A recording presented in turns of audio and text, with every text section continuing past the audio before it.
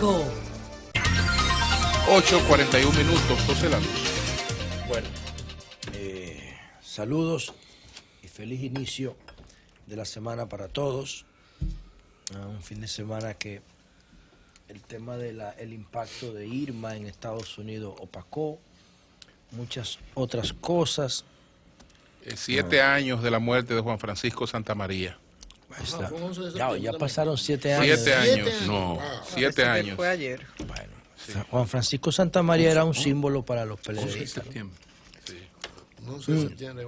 Sobre todo porque se dedicó a cultivar ideas y no a acumular dinero. Y por era eso, un tremendo concertador. Y por eso se ganó el respeto de... Se puede decir que a Dios a veces se equivoca, José, porque como... Oye, a ti te gusta darle cuerdo a la luz. A ti te gusta darle cuerdo. He hecho ¿Cómo una así pregunta, cuerda? porque un ¿Qué es hombre eso? Una como pregunta. Santa María, yo lo conocí muy bien, compartimos mucho en España, en las mieles del poder, porque era una persona muy influyente en la política PLDista en Europa, encargado en toda Europa. Entonces, de repente, esto, ¿pero qué ha pasado? Pero bueno, que Un desliz, un pequeño un desliz honor a de Dios. Allende, fue una buena fecha. Sí, pero- se murió como se muere todo el Claro, mundo. Él iba a dice morir Silvio. algún día. Tenía que Claro, morir. pero, sí, 11 de pero era un septiembre. muchacho de 50 bajitos. Ah, bueno, eso es otra cosa. Y hay gente que muy no le da joven ni todavía. gripe. Dice- Hay gente, dice- Eury, que ni gripe es. le da. Dice Silvio, No, y pero soy nosotros la feliz, muerte es el soy un inicio de la hombre vida feliz eterna. y quiero que me perdonen por este día los muertos de mi felicidad. Juan Francisco Santamaría es uno de los muertos de nuestra felicidad, de los del PLD. Porque él se dedicó, Gran persona. él se dedicó a trabajar ideas y a tratar de armonizar los intereses y mediar entre los diferentes grupos de conflicto en el partido. Y fue un tipo muy respetado por todos los PLDistas. Por eso uno lo recuerda con consideración, ¿no? Bueno, miren, señores, Rafa Nadal ganó el Abierto de Estados Unidos. Es el tenista español, el número 16 que gana de los 4 Grand Slam. Tiene 31 años de edad. Quizá le queden 2 o 3 años de carrera. Pudiera alcanzar a Roger Federer, que tiene 19, yo creo. Y mientras veíamos a Rafa Nadal ganarle, le ganó a Juan Martín del Potro en la semifinal, al argentino, y luego le ganó creo que a un australiano, apellido Smith, no recuerdo bien. Déjame ver cómo se llama el italiano que le ganó. En lo que tú ves, la CAS ya envió, aquí estoy con el ingeniero Luis Salcedo, me está confirmando Tráfico de influencia el para el envío bien. a la José Tapia Brea con Gustavo Mejía Ricard. Esa es la 18 Sí. con Gustavo, donde Sí. empieza, le dicen la curva. Sí, sí. Ahí es que está ese problema. Bueno, pero lo que quería decir es que mientras, es apellido Anderson, sí, que mientras Nadal ganaba la final del US Open, yo estaba viendo algunos elementos que quizá otras personas no ven. Kevin Anderson se llama, el sudafricano, que es de Sudáfrica, el que perdió ayer con mucho honor frente a Nadal, porque Nadal estaba imbatible desde que empezó el torneo, 6-3, 6-3 y 6-4 le ganó en 2 horas y media. Y yo veía que Nadal jugaba con un reloj Richard Miles, que tiene que costar más de $500,000 en la mano. Y yo decía, bueno, pero resulta que el Richard Miles, que es una obra de arte, pero de arte antiguo, en la época en que estamos viviendo, no sirve para nada. Porque en la cancha, el Flushing Meadows, que es la cancha reciente de donde se celebra el US Open en Queens, Nueva York, tiene la hora por todos los lados. Por todos los lados tiene la hora. Pues en las paredes, en el piso, en el techo, en todos lados. En la pantalla. Y él tenía un reloj, Richard Miles, que solamente sirve para dar la hora. No sirve para más nada. Cuesta más de $500,000. Porque creo que nada más hay 30 ediciones, qué sé yo, 30 piezas.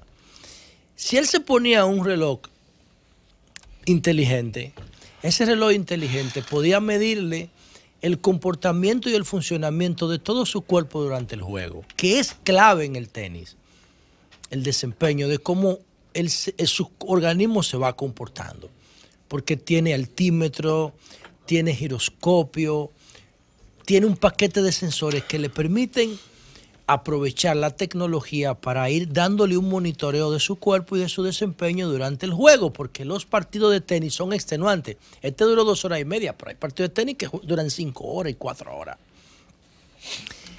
Y entonces, ¿qué resulta? Que un reloj inteligente que le puede monitorear el cuerpo a Rafa Nadal o a cualquier tenista o a cualquier persona cuando hace cualquier actividad física, lo que cuesta son $300. Un $300. El S-Gear 3 de Samsung, que es una maravilla, cuesta $300. Y es 100 veces más útil que ese Richard Mille que tenía Nadal ayer, que solamente, repito, servía para dar la hora. Para que ustedes vean cómo la sociedad va cambiando. Pero el capitalismo todavía le impone a Nadal el Richard Mille. Entonces él se convierte como en un muñeco del capitalismo. Pudiendo promover una cosa útil para la sociedad, tiene que ponerse una prenda lujosa en la mano que no sirve para nada, que es un obstáculo para el juego, para lo que él estaba haciendo ayer, que fue ganar su Grand Slam, su torneo de Grand Slam número 16. Va a terminar siendo uno de los mejores tenistas de la historia, el español Rafa Nadal. Por otro lado, yo quiero recomendarle a todos los que siguen nuestras ideas que hoy es lunes y tienen que ser disciplinados, porque del miércoles para acá estamos comiendo como cerdos. Porque el del miércoles para acá en este país no se trabaja. Miércoles, jueves, viernes, sábado y domingo, comiendo y viendo televisión. Una vida sedentaria que hoy hay que enfrentar con disciplina, moviéndonos más, trabajando y comiendo con el sentido de la racionalidad, no con el sentido del gusto, ni de la vista, ni del olfato, ni del tacto. Porque eso nos enferma, sobre todo a los que vivimos en zonas urbanas, que tenemos una sobreexposición a la comida. Tenemos más comida disponible que la que nuestro cuerpo y organismo necesitan. Y acabo de postear en mis cuentas de Facebook y de Twitter un trabajo sobre la importancia de masticar bien los alimentos. Tiene muchos aspectos importantes, masticar bien los alimentos. Busquen este post, porque sirve no solamente para nuestras encías y para ejercitar nuestros músculos en la boca, sino también que la saliva genera una alcalinidad que compensa el pH, el ácido de los jugos gástricos, y mantiene equilibrado nuestro potencial de hidrógeno en el estómago, y eso es muy importante. Pero además, cuando usted mastica bien la comida, el bolo alimenticio llega al estómago procesado, no cae de golpe, previene úlceras y nuestro organismo absorbe con más eficiencia los nutrientes. Entonces, cuando nosotros comemos comida chatarra, no atinamos a deglutarla, no atinamos a disolver la comida, porque comemos con todos los sentidos, no con la razón. Y eso nos lleva a tragarnos la comida por el tema del gusto y el sabor, a tragárnosla. Y eso se puede hacer los fines de semana, pero de lunes a viernes usted tiene que masticar la comida para que la comida sea un elemento de nutrición, no de hartura. Y por eso los invito a buscar el post de alimentación inteligente que pusimos en nuestra cuenta de Facebook y Twitter, y a ver tutoriales en YouTube para saber cómo se mastica correctamente, cómo se mastican correctamente los alimentos que ingerimos. Miren, señores, 2 cosas breves. La primera, como decía Eury, hoy, el 11 de septiembre, a partir del 11 de septiembre del 2001, cuando Marlon Lember, cronista deportivo, promotor deportivo que murió lamentablemente mientras jugaba baloncesto hace algunos años, llamó a la otra emisora donde nosotros trabajábamos, a la Z, y dijo que una avioneta se había estrellado en una de las torres del World Trade Center. Yo recuerdo que lo estaba escuchando a Lember porque le seguía su trabajo, y Lember llamó y dijo que él no tenía idea de lo que estaba pasando cuando hizo ese reporte. Un día como hoy, hace 16 años ya de eso. Y después que fueron pasando los minutos, bueno, otro avión se estrelló en la Torre Sur. Y luego vimos el de la Casa Blanca, el del Pentágono, luego el que se cayó en Pittsburgh, que iba para la Casa Blanca, y todo el desastre ya y vimos cómo pasó todo esto. Y bueno, y ese es un día histórico, simbólico, pero resulta que también se celebra o se conmemora el asalto a la moneda del gobierno de Allende 44 años. en Chile. Y esos son dos episodios que tienen una importancia para los políticos que debemos aprender, porque los dos episodios nacen en la Guerra Fría. Y yo digo reiteradamente aquí que la Guerra Fría hay que darla en las escuelas como una materia, porque el fin de la Guerra Fría crea lo que Thomas Kuhn llama un nuevo paradigma político. Y por eso el liderazgo responsable se llama el paradigma político del siglo XXI, en homenaje al impacto que tiene la Guerra Fría en la nueva sociedad. Entonces, lo de Chile en 1973 incluso fue uno de los acontecimientos que determinó la formación del PLD. Ese golpe de Estado a Allende en Chile fue uno de los elementos determinantes para que Juan Bosch decidiera definitivamente irse del PRD, porque entendía que Estados Unidos no iba a permitir en el entorno de América Latina que surgiera unas opciones progresistas y de gobierno vinculadas a la izquierda, ¿no?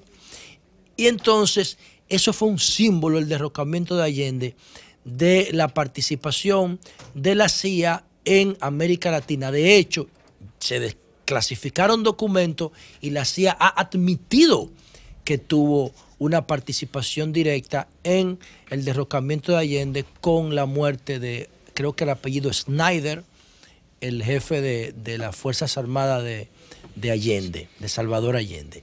El otro tema es el 11 de septiembre de la caída de las Torres Gemelas, que resulta que entre Rusia y Afganistán hubo una guerra desde 1978 hasta 1972.